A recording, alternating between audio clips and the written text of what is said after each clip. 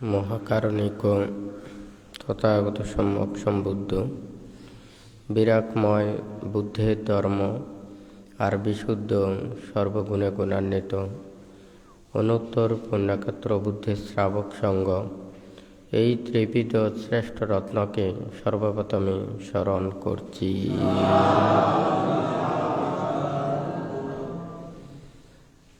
রাউজান উপজেলাধীন আবুরকিল গ্রামে প্রতিষ্ঠিত দূতাঙ্গ কুটিরে উপস্থিত অত্র দূতাঙ্গ কুটিরের সদ্ধর্মপ্রাণ দায়ক দায়িকা তথা বিভিন্ন জায়গা হতে আগত সদ্ধর্মের পূজারী উপাসক উপাসিকাবৃন্দা, আপনাদের উদ্দেশ্যে কিছু ধর্ম উপদেশ প্রদান করার প্রারম্ভে প্রত্যেকের প্রতি মৈত্রীপূর্ণ আশীর্বাদ জানাচ্ছি।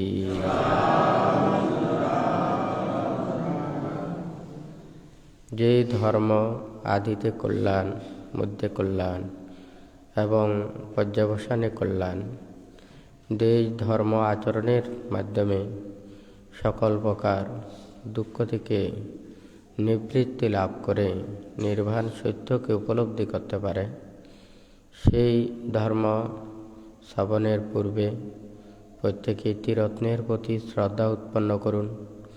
কর্ম ও কর্মফলকে বিশ্বাস করে নীরবে ধর্ম শ্রবণ করুন।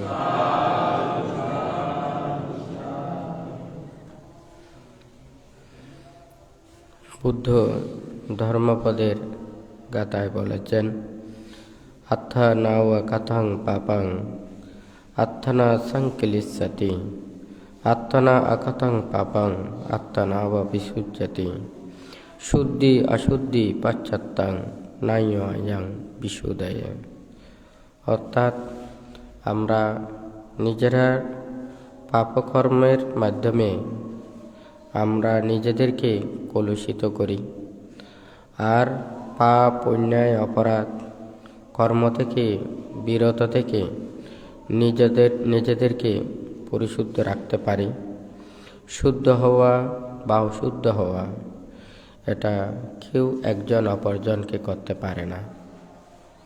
আজকে আপনাদেরকে এই উপলক্ষ করে বান্তে কিছু উপদেশ লিখেছেন। প্রত্যেকে শীল প্রতিপালন করুন, ধর্মপথে চলুন। ধর্মপথে চললে ধর্ম আমাদেরকে রক্ষা করবে। ধর্ম সার্বজনীন।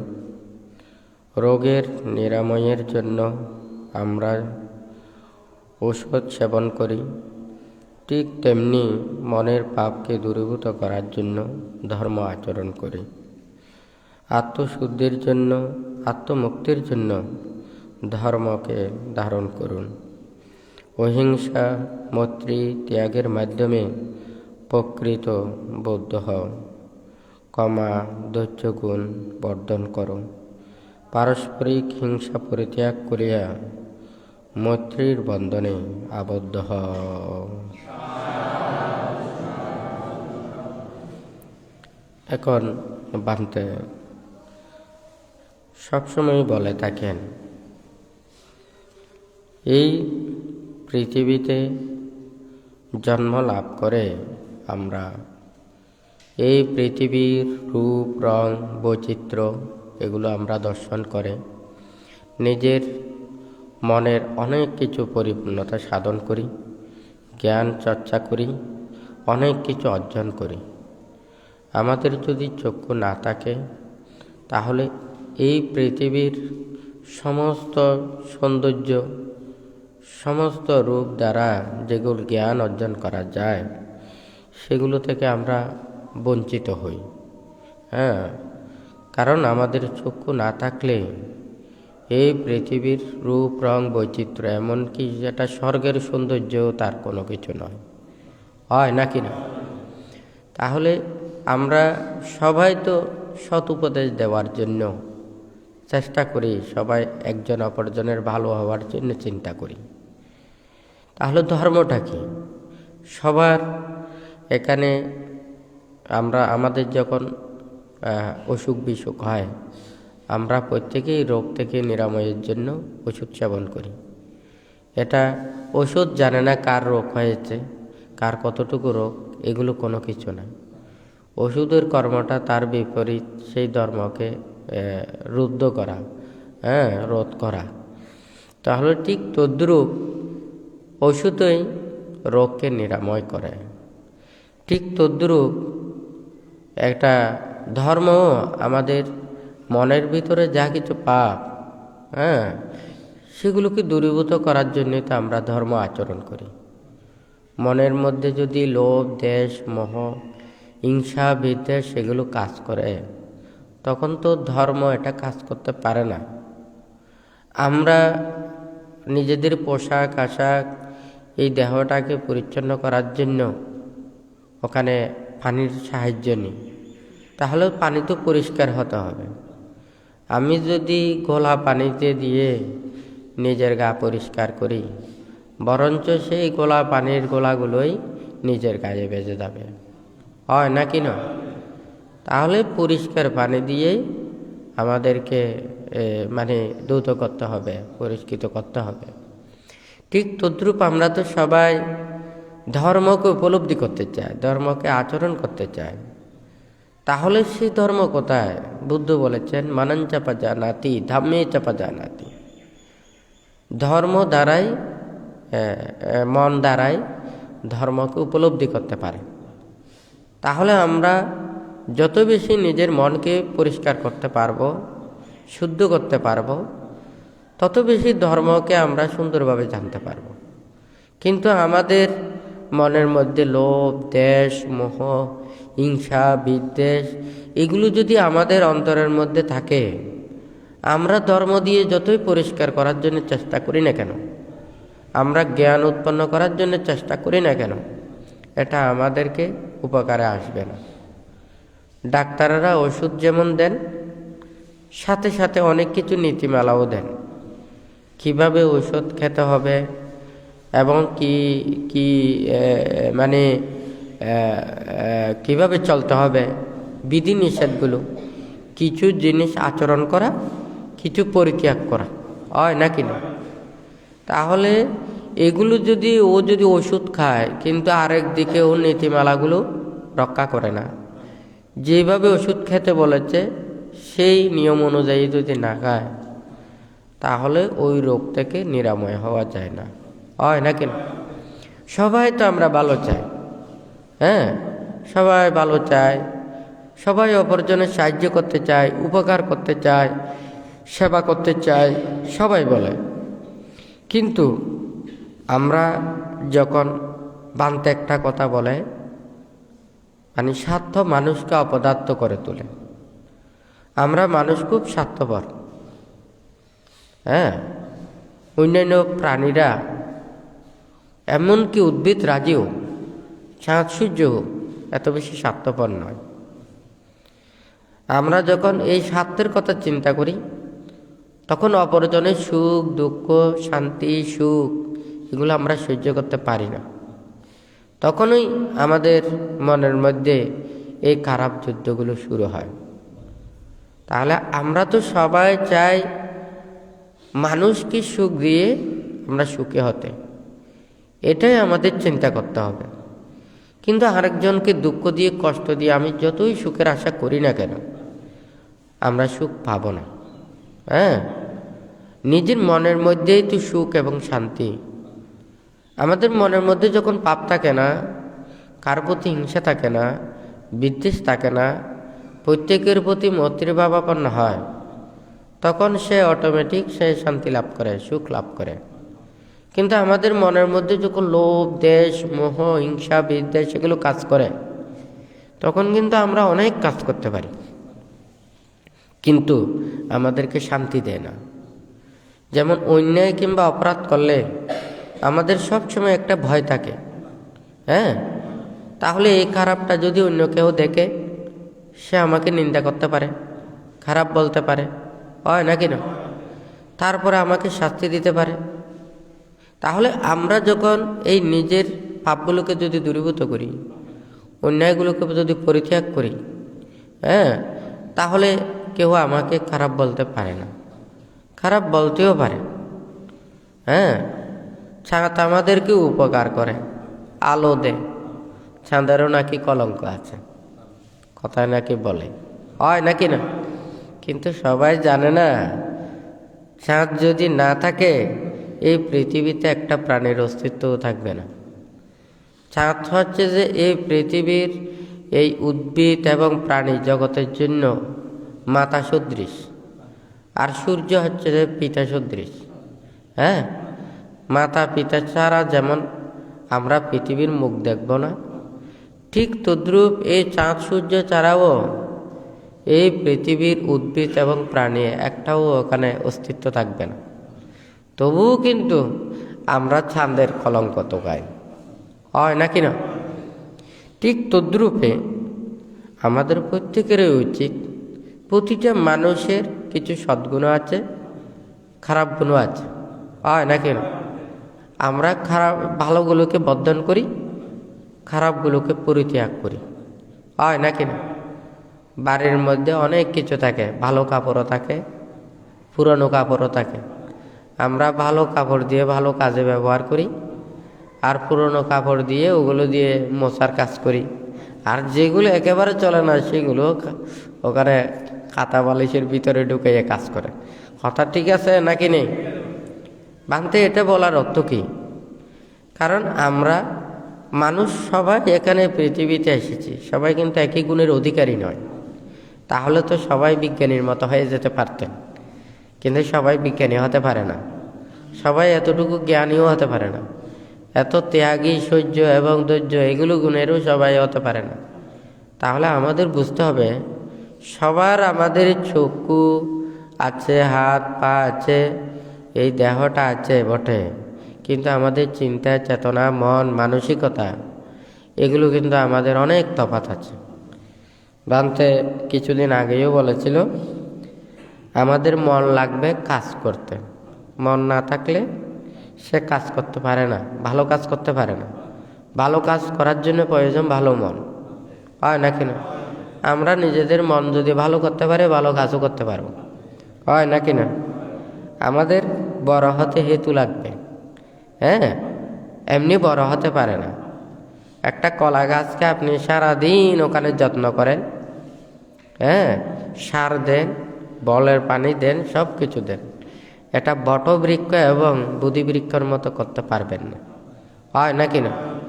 কিন্তু একটা বুধিবৃক্ষের ছাড়া বা বটবৃক্ষের ছাড়া সার না পেলেও সে বেঁচে থাকতে হবে, সে একদিন না একদিন বিশাল আকার ধারণ করবে। কথাটা ঠিক নাকি? তাহলে আমাদের বড় হতেও কিন্তু সেভাবে হেতু লাগবে। তাহলে আমাদের চিন্তা, চেতনা, মন, মানসিকতাকে উন্নত করতে পারলে আমরা নিজেদেরকে উন্নত করাতে পারবো, হয় নাকি না? ধর্ম, বুদ্ধ যা কিছু উপদেশ দিয়েছেন, এখানে সব ধর্মই ওখানে ভালো কথা বলেন।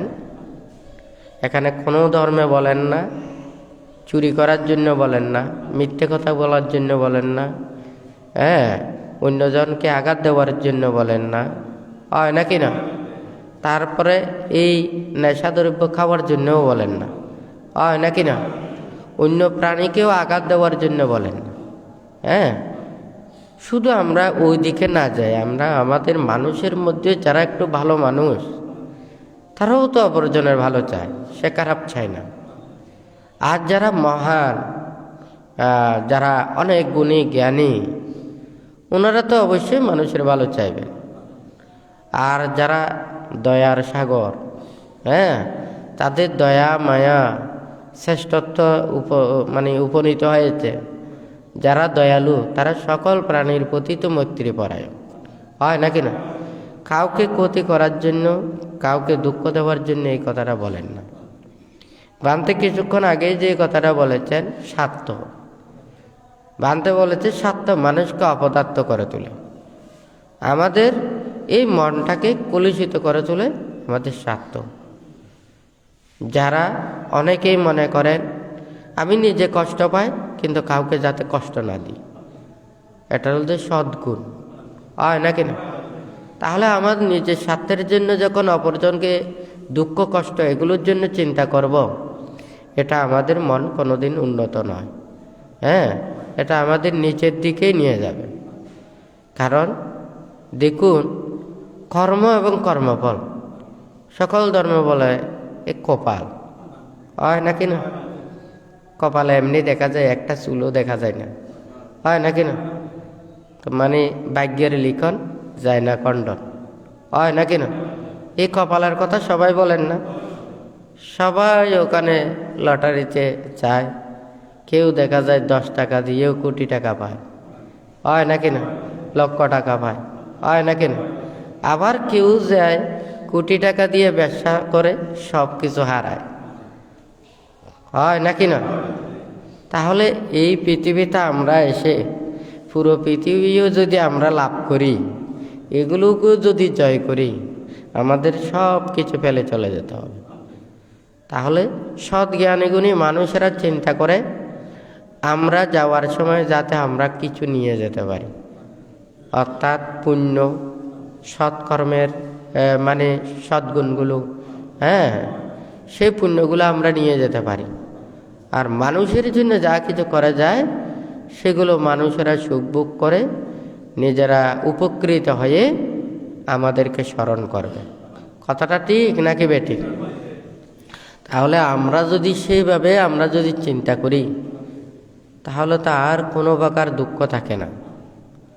ভান্তে প্রথমেই বলেছে ধর্মের কাছে আমরা প্রত্যেকে আসার জন্য চিন্তা করব, মনের পাপগুলোকে দূরীভূত করার জন্য, আত্মমুক্তির জন্য, আত্মশুদ্ধির জন্য।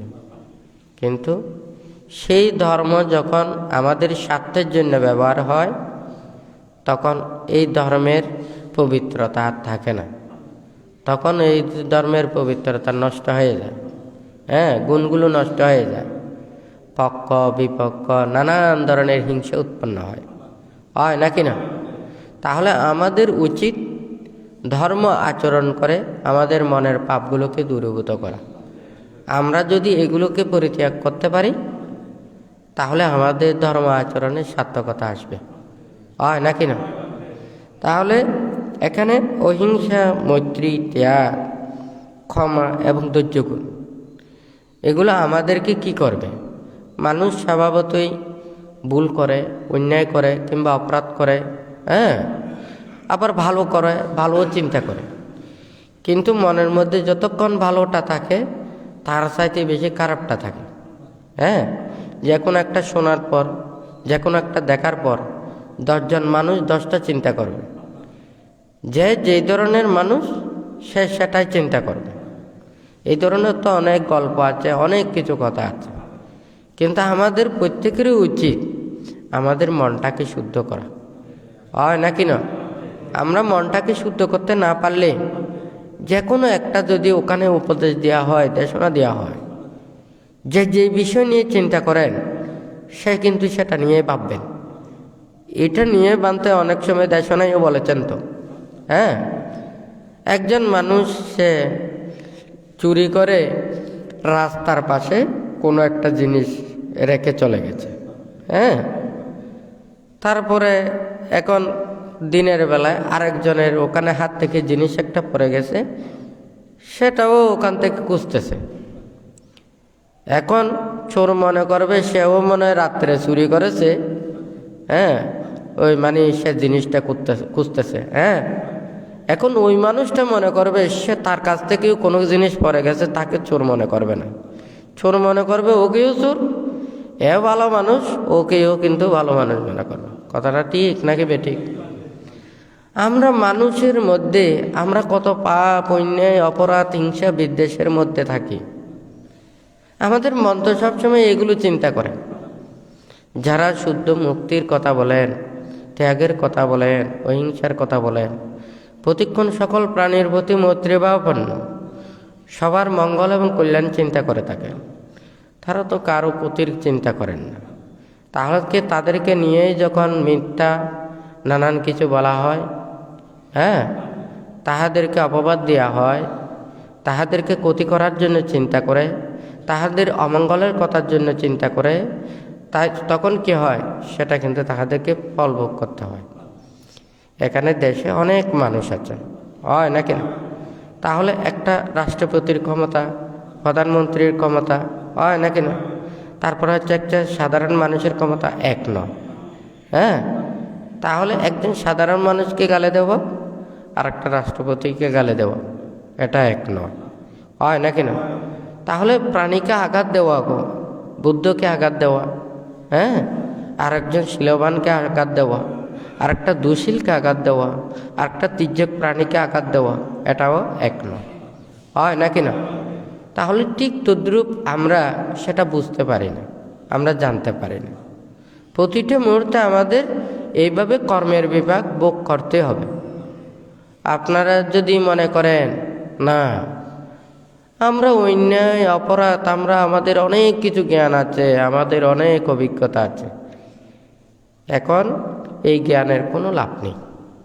হ্যাঁ, এত বক্তব্য দেওয়ারও কোনো লাভ নেই, এত উপদেশ দেওয়ারও লাভ নেই। এখন সবাই উপদেশক, এখন সবাই দেশক, সবাই জ্ঞানী, কারণ এখন অভিজ্ঞতা সবার আছে, সেই জন্য বানতে বেশি কথা বলতে চাচ্ছে না। সবাই শীল পালন করবেন, ধর্মপথে চলবেন। শীল পালন করবেন না, ধর্মপথে চলবেন না, আপনি অনেক কিছু করলেও এটা ধর্ম আপনাদের উপকারে আসবে না। দেখুন, যখন আমাদের রুচি থাকে, খিদে থাকে, শরীর ঠিক থাকে, তখন আমরা সামান্য যে কোনো কিছুকেও আমরা তৃপ্তি লাভ করতে পারি। কিন্তু আমাদের রুচি ঠিক না থাকলে, শরীর ঠিক না থাকলে, পেট ঠিক না থাকলে, আমরা যতই উৎকৃষ্ট আহার গ্রহণ করি না কেন, আমরা তৃপ্তি পাবো না, হয় নাকি না? ঠিক তদ্রূপ শীল প্রতিপালন করতে হবে। আপনি উপদেশ শোনার অনেক মানুষ আছে, সবাই উপদেশ দিতে পারবে। যদি বলেন যে কয়জন শীল পালন করেন, এটা বললে হয়তো ওখানে মুখ দিয়ে আর শব্দ আসবে না। বুদ্ধ সেই কথাটা বলেছেন, আমরা স্বল্প শিক্ষা নিই, স্বল্প আচরণ করি, নিজের জীবনকে গঠন করি। হ্যাঁ, সেই জন্য বুদ্ধ তো আমাদেরকে উপদেশ দিয়েছেন, অনেক কিছু ত্যাগের উপদেশ দিয়েছেন। মনের ভিতরে যাহা কিছু ধর্ম উৎপন্ন হচ্ছে প্রতিটা মুহূর্তে, একটা গাছে যখন ওখানে পানি দেওয়া হয় তখন এই গাছটা মানে সতেজ হয়। যখন পানিটা আস্তে আস্তে কমে যায়, এটা কি মানে দুর্বল হয়ে যায়, হয় নাকি না? ঠিক তদ্রুপ মনের মধ্যে যেই লোভ, দেশ, মোহ, হিংসা, বিদ্বেষ এগুলো কাজ করে, তখন বুদ্ধের এই অহিংসার বাণী, ত্যাগের বাণী, বিরাগের কথা, এই কথাগুলো শুনলে তখন মনটা শান্ত হয়। যদি শীল না থাকে তাহলে ওই কথার কোনো দাম থাকে না। পঞ্চশীল প্রতিপালন করতে হবে, তার চাইতে যদি আরও পারেন অষ্টশীল প্রতিপালন করবেন, তার চাইতে আরও বেশি যদি পারেন দশশীল প্রতিপালন করবেন, তার চাইতে আরও যদি পারেন তাহলে 227 পালন করবেন। হ্যাঁ, এই শীল বিনয়ের মাধ্যমেই ধ্যান, ত্যাগ, সংযম, ধৈর্য, ক্ষমা, মৈত্রী এটা বর্ধন করতে হবে। এখন যদি আপনার যদি শীল বিনয় এগুলো না থাকে, তাহলে আপনি এত উপদেশ দিয়ে, এত দেশনা ধরে মানুষদেরকে এত বলে কোনো লাভ নেই। কিন্তু আমরা তো সেটা বিশ্বাস করতে পারি না। কিন্তু আমরা কিভাবে কার উপরে যাব, কে কত বড় হব, এটাই আমাদের চিন্তা। কিন্তু বড় কোথায়? মনটা বড় করতে হবে। তো গা বড় করলে হবে না, তো হয় নাকি না? বাহ্যিকগুলো এগুলো তো সব উপদ্রব, বরঞ্চ নিজের দেহটাকে আরো ভারী করে। হ্যাঁ, তাহলে মনটাকে যদি উন্নত করে, এটা যতই উন্নত করুক না কেন, মানুষের উপদ্রব সৃষ্টি হয় না। কিন্তু বাহিরের গুলো যত বৃদ্ধি করে, নিজের মন সংকুচিত হয় এবং মানে দেহটা ভারী হয়, সে স্বাধীনভাবে চলতে পারে না, সে মানে মনের দ্বারাও কোনো কিছু ভালো কিছু চিন্তা করতে পারে না। হ্যাঁ, আমাদের আপনারা শীল প্রতিপালন করবেন, ধর্মপথে চলবেন। এত বেশি ওখানে উপদেশ শোনারও প্রয়োজন নেই, এত বেশি জানারও প্রয়োজন। আজকাল প্রযুক্তিতে কিন্তু এখন সবাই অনেক উন্নত। হ্যাঁ, কিন্তু আমরা যতটুকু জানি আমরা আচরণ করি না, আমরা বিশ্বাস করি না। কয়জন মানুষ আপনারা জন্মান্তর বিশ্বাস করেন? কয়জন মানুষ কর্ম এবং কর্মফলকে বিশ্বাস করেন? কয়জন মানুষ আত্মশুদ্ধি এবং আত্মমুক্তিকে বিশ্বাস করেন? আমরা যদি এগুলো বিশ্বাস করতাম, আমি যদি অন্যায় না করি কিংবা অপরাধ না করি, কেউ আমাকে শাস্তি দিতে পারবে না, হয় নাকি না? কিন্তু আমরা অন্যায় কিংবা অপরাধ করে কেন আমরা মিথ্যার আশ্রয় গ্রহণ করি? তাহলে আমরা কর্মফল স্বীকার করি না। হ্যাঁ, তা আমাদের কর্মফল যদি আমরা স্বীকার না করি, হ্যাঁ, তাহলে আমরা কোনোদিন পাপ পরিত্যাগ করতে পারবো না। আমরা সব সময় মিথ্যার আশ্রয়টা নেব, হয় নাকি না? আর কর্মফল বিশ্বাস করলে তখন সে আরেকজনে আমাকে শাস্তি দুক কিংবা নাইবা দুক, হ্যাঁ, আমাকে খারাপ বলুক কিংবা নাইবা বলুক, সে গোপনে হোক মানুষের সম্মুখে হোক, সে অন্যায় এবং পাপকর্ম করবে না, হয় নাকি না? সে কর্মফল বিশ্বাস করে। হ্যাঁ, কিন্তু যারা কর্মফল বিশ্বাস করে না, তারা মানুষ দেখলেও তাহা অস্বীকার করবে এবং মানুষদেরকে সে সত্য প্রমাণিত করার জন্য আরও মিথ্যার আশ্রয় গ্রহণ করবে। কথাটা সত্য না মিথ্যা? তবে মানুষের ভিতরে, মনের ভিতরে অনেক পাপ থাকে, সেগুলোকে লুকায়িত করার জন্য চিন্তা করে। সেজন্যই তো এত প্রমাণপত্র, এত ডকুমেন্টস, এত পরীক্ষা নিরীক্ষা। এগুলো কি জন্য? ওই মিথ্যা এবং পাপটাকে গোপন করে। আর যদি এই মিথ্যা এবং পাপটাকে যদি গোপন না করত, তাহলে তো আপনি সোজাই বলে দিতেন, হ্যাঁ, আপনি পাপ করলে পাপ করেন বলেন, আর পাপ না করলে না করেন বলেন, হয় না কেন? যেমন মনে করেন কোনো একটা ওই হাঁড়ি পাতিল দেখা যায় না, মেজানের সময় তো বড় পাতিলে দেখা যায়, হ্যাঁ, তরকারির পাতিলে আছে না, তেল ওগুলো বাঁচতে বাঁচতে তেলের ওখানে একেবারে চলদা হয়ে গেছে, হয় নাকি না? এইগুলো তোলা খুব কঠিন হয়। আর যদি ওই তৈলাক্ত ওগুলো না হয়ে যদি পাতের ডেকসি হয়, এগুলো তুলতে বেশিক্ষণ দেরি হয় না। কথাটা ঠিক নাকি বেঠিক? মিথ্যা, অন্যায়, অপরাধ, পাপ, এগুলো যখন আমাদের মনের ভিতরে যখন এটা বিরাট ওখানে আস্তর ধারণ করে, তখন এই মিথ্যার এগুলোকে দূরীভূত করা আমাদের কঠিন হয়। তখন একটার পর একটা মিথ্যার আশ্রয়, একটার পর একটা মিথ্যার আশ্রয়, এইভাবে আমরা নিজেরাই নিজেদেরকে ধ্বংস করি, হয় নাকি না?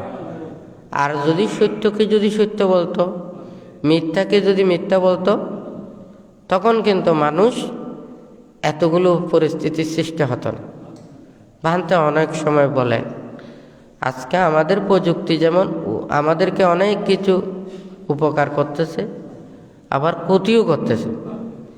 যেমন আগে এই ধরনের মেকআপ ছিল না, হয় নাকি না?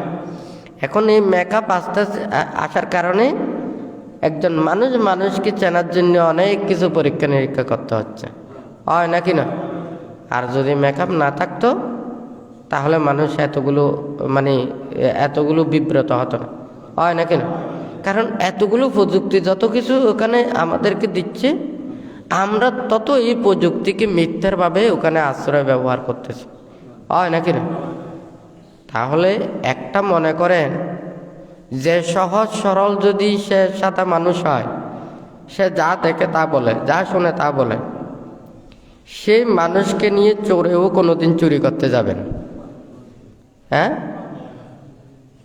তখন চোরে কি বলবে যে এই মানুষটাকে নিয়ে সম্ভব নয়, ওকে নেওয়া আমরাও ধরা খাওয়া, হয় নাকি না?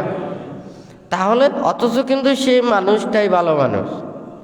আর চোরের সাথে মিলে যে চুরি করবে, সে যেমন ধূর্ত, ওই চোরটাও আর ওই মানুষটাও ধূর্ত। কথা ঠিক আছে নাকি নেই? কিন্তু আমরা তাদেরকে বলি খুব চালাক, হয় নাকি না? তাহলে আমরা কি আমাদেরকে নিজে এবং অপরদেরকে কি ভালো বানাচ্ছি নাকি খারাপ বানাচ্ছি? হ্যাঁ, কিন্তু আমরা স্বীকার করতে চাই না। তো যাই হোক, যখন এই বুদ্ধির আধ্যাত্মিক চিন্তা, চেতনা, মন, মানসিকতা যখন অন্তরের ভিতরে যাবে, তখন কিন্তু এই পৃথিবীর আর দ্বিধা দ্বন্দ্ব, মানুষের কলহ বিবাদ, নানান ধরনের এই বড় ছোট নানান ধরনের এগুলো সব মন থেকে দূরীভূত হয়। হ্যাঁ, কিন্তু আমরা কি সেইভাবে মন উন্নত করতে পারছি? বুদ্ধির সময় হাজার হাজার কোটি কোটি ভিক্ষু সমান, ওনারা অনায়াসে নির্জন অরণ্যে জায়গাতে ওনারা ধ্যান সমাধি করে মানুষের কাছে সে ত্যাগের বাণী, মুক্তির বাণী, বিরাগের কথা এগুলো সবাইকে দিয়ে মুক্তির পথে এনেছেন। কিন্তু আমরা সেটা পাচ্ছি? আমরা তো সেটা পাচ্ছি না।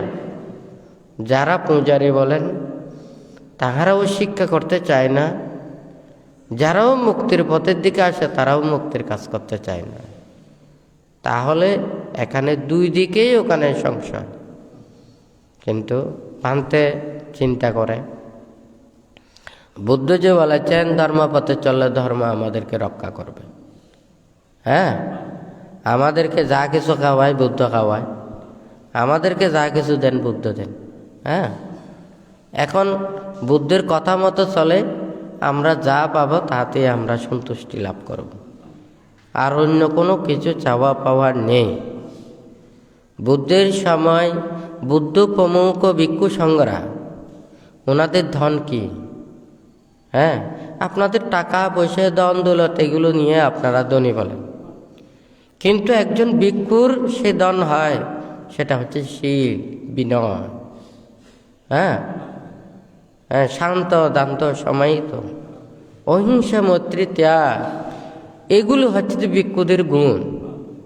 কিন্তু আমরা সে গুণগুলোকে আমরা ধারণ না করে আপনাদের গৃহী জীবনের মতো টাকা পয়সা ধন দৌলত অর্থবিত্ত প্রভাব ক্ষমতা এগুলো তো আমাদের প্রকৃত পারমাত্মিক গুণ নয়।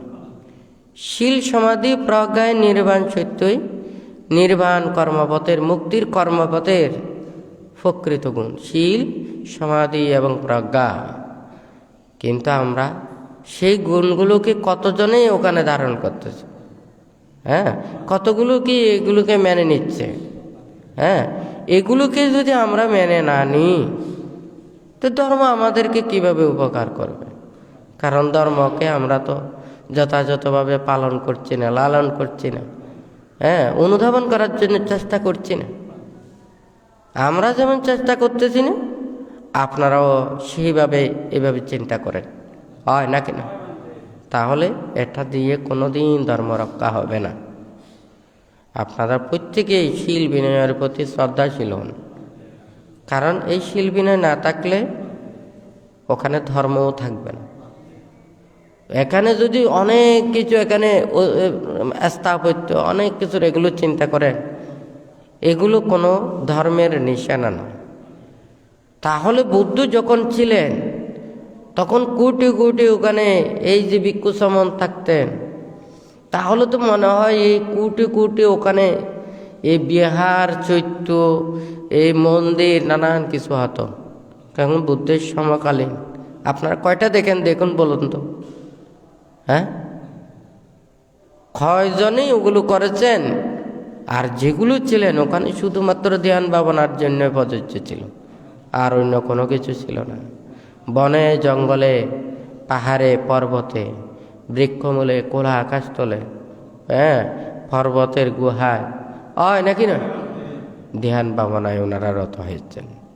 অর্থাৎ সেই প্রাকৃতিক জায়গাতে যখন চিত্ত রমিত হবে তাহলে সে যেখানে সেখানেই ধ্যান ভাবনা করে নিজের মনকে স্থির করতে পারবে।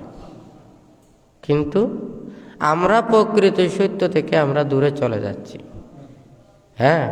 যারা নির্বাণ এবং মুক্তির কর্ম করবেন ওনারাও ওখান থেকে বিচ্যুত হচ্ছেন, এবং যারা এই মুক্তির পূজারী, সদ্ধর্মের পূজারী, ওনারাও আস্তে আস্তে ওটা থেকে সরে যাচ্ছে। কারা কোথায় চলে যাচ্ছে? তো এই এখন এটা চিন্তা করতে হবে, ভাবতে হবে কে কতটুকু বাহন্তের উপদেশ দেশনা শুনে আপনারা কতটুকু উপকার পাবেন বা আপনারা কতটুকু লাভবান হবেন, এগুলো আমি চিন্তা করি না।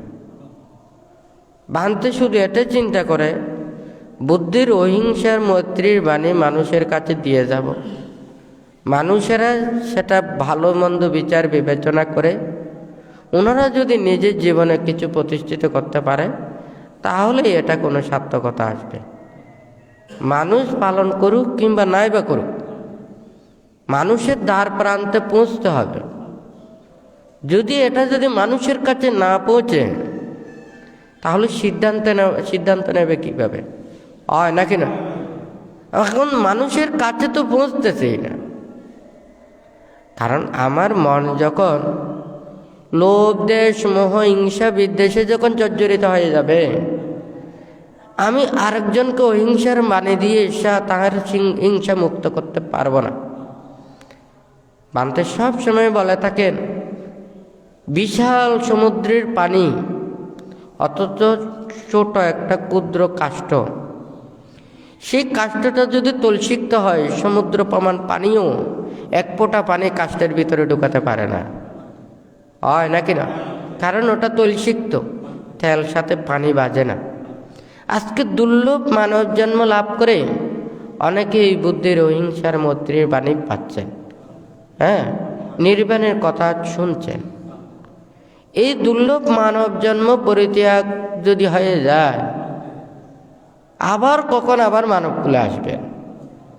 তাহলে যারা অধর্ম পথে চলে, অন্যায় পথে চলে এবং ধর্ম থেকে বঞ্চিত হয়ে ধর্ম আচরণ না করে মিথ্যা ধর্ম আচরণ করে আরেকজনের ক্ষতি সাধন করে, আরেকজনকে দুঃখ দিয়ে, কষ্ট দিয়ে, আঘাত দিয়ে যখন নিজেদেরকে এগুলো করা হয়, আর দুর্লভ জন্ম এটা লাভ করে এটার আর সার্থকতা কোনো কিছুই নেই। পশু পাখি কুলে জন্ম নেওয়াটা আরও ভালো ছিল।